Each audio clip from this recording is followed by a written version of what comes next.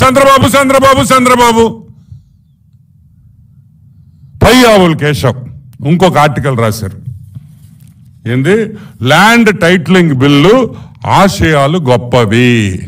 తప్పే ఉంది? కరెక్టే కదా. ఆశయం గొప్పదే, దాన్ని నాశనం చేసింది మీరు కదా. ఈ యాక్ట్ పర్వాలేదు, ఈ యాక్ట్ మంచిదే. ఈ రోజు పయ్యావుల్ కేశవ్ చెప్పింది 100% కరెక్ట్. తెలుగుదేశం పార్టీ కూడా అదే చెప్తుంది. ఏం చెప్తుంది? ల్యాండ్ టైటిలింగ్ బిల్లు ఆశయాలు గొప్పవి. నేను అడుగుతున్నాను, 2019లో ఇది ఎప్పుడు జరిగింది? జూలైలో. ఈ పయ్యావుల్ కేశవ్ మాట్లాడింది 2019 జూలైలో. ఆ రోజు మీరు రాసిన యాక్ట్ 3 సార్లు మార్చారు. 3 సార్లు మార్చారు. క్వశ్చన్ పేపర్ 3 సార్లు మార్చారు. ఆన్సర్ షీట్ 3 సార్లు క్వశ్చన్లు మార్చి 3 సార్లు ఆన్సర్ మార్చి ఈరోజు పయ్యావుల్ కేశవ్ చెప్పాడంటే ఏమన్నా అర్థం ఉందా? ఈ రోజుకి మేము చెప్తున్నాం, ల్యాండ్ టైటిలింగ్ యాక్ట్ అనేది వస్తే కరెక్ట్గా చేస్తే మంచిదే.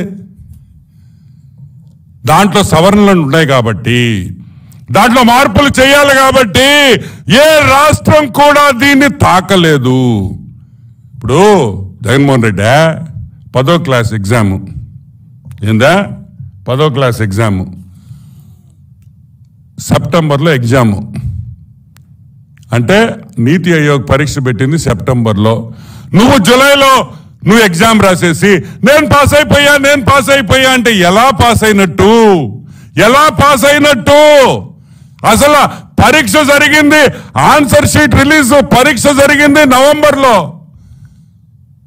వాళ్ళు ఆన్సర్లు ఇచ్చింది నవంబర్లో. నువ్వు జూలైలో ఎట్ట నీకు తెలిసింది క్వశ్చన్ పేపర్ ఎట్టుందో, ఆన్సర్ షీట్లు ఎట్టొచ్చినాయి నీకు? ఇదే పిచ్చితనం అని కూడా మేము మనవి చేస్తున్నాం. ఈరోజు ప్రజలు చాలా అప్రమత్తంగా ఉండాలి. పయ్యావుల్ కేశవ్ చెప్పింది ముమ్మాటికి నిజం. ల్యాండ్ టైటిలింగ్ యాక్ట్ ఆశయాలు చాలా గొప్పవని చెప్పాడు. ఆ రోజుకి ఈ రోజుకి ఎన్ని సవరణలు జరిగినాయో చూడండి. ఏమయ్యా? 2019 బిల్ సెక్షన్ 15 జడ్జి గారితో ట్రిబ్యునల్ ఏర్పాటు. ఏది? సెక్షన్ 15 జడ్జి గారితో ట్రిబ్యునల్ ఏర్పాటు. 2023లో గోవిందా ఎత్తేశారు. ప్రత్యేక హైకోర్టు బెంచ్ ఏర్పాటు 2023 వచ్చే లోపల దాని సంగతే లేదు. అటువంటి మార్పులు ఇంకా నేను చెప్పుకుంటా పోతే చాలా ఉన్నాయి. 6, 8, 9 పాయింట్లు మాకే దొరికినాయి. ఈరోజు మేము అడుగుతున్నా, ఈ చట్టం మీరు తీసుకొని వచ్చినప్పుడు ఎవరినైనా అపోజిషన్ కానీ మేధావులను కానీ మిగతా పార్టీ వాళ్ళని కానీ పిలిచి ఏమైనా డిస్కషన్ పెట్టారా? రైతులతో ఏమైనా మాట్లాడారా? ఈ కన్స్ట్రక్షన్ చేసి ఈ రియల్ ఎస్టేట్ చేసే వాళ్ళతో ఏమన్నా మాట్లాడారా? వాళ్ళు ఏమన్నా సలహాలు అడిగారా? ఏ విధంగా ఈ పెడితే మీకేమన్నా ఇబ్బందులు వస్తాయని ఏమన్నా అడిగారా? పివి రమేష్ ఒక ఐఏఎస్ ఆఫీసర్,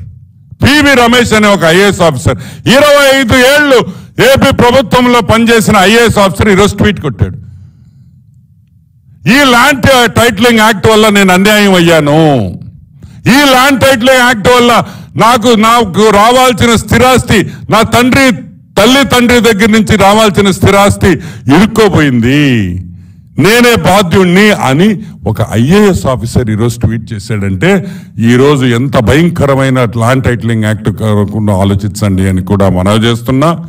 దయచేసి దీని మీద అందరు నోర్లిప్పాలి. ఈరోజు సిఐడి వాళ్ళు నోటీసులు ఇచ్చారు, దీని మీద సిఐడి వాళ్ళు నోటీసులు ఇచ్చారు, మాకు కూడా నోటీసులు ఇవ్వచ్చు రేపు. కానీ ఒక అన్యాయం జరుగుతుంటే